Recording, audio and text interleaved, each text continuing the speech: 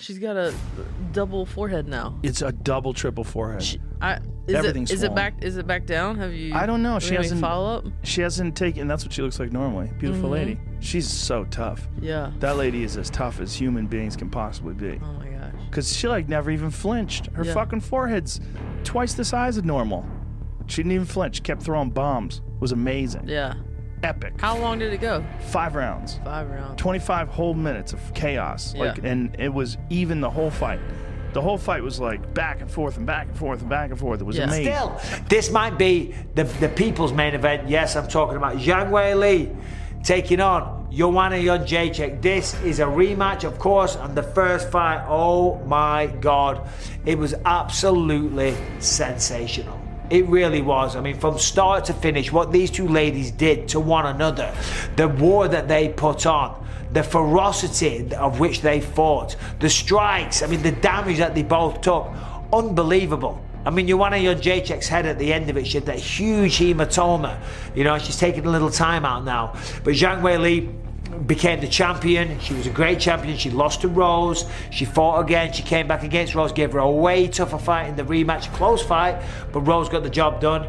It was inevitable that this fight would have a rematch. You know, when you're a part of a classic like that, and let's be honest, it was a close fight. So when it's a close fight and it's a classic and there's a public outcry for it, demanding to see it again, then you know damn well that we're gonna see it again. Now, Joanna Jedrzejczyk, she is the queen of the strawweights.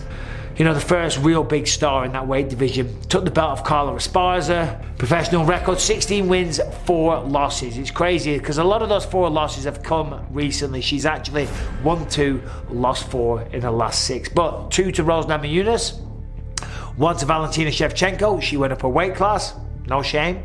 Dared to be great. And then, of course, the loss to Zhang Weili, which was her last fight, March 7, 2020. So she hasn't been in the ring for 2 years. Right now, Joanna Jedrzejczyk takes her fighting very, very seriously. If you follow her on social media, she's enjoying life, but she's still training and she still wants to be the champion. You know, when you've been the champion, you want to be it again. You know, and she is ferocious. She talks a lot of shit. She fights at a tremendously high output. She's getting better and better at the grappling all the time, but it's these things. It's the hands that predominantly gets the job done. Of course, she trains at American Top Team. No shortage of fantastic training partners down there. So there we go.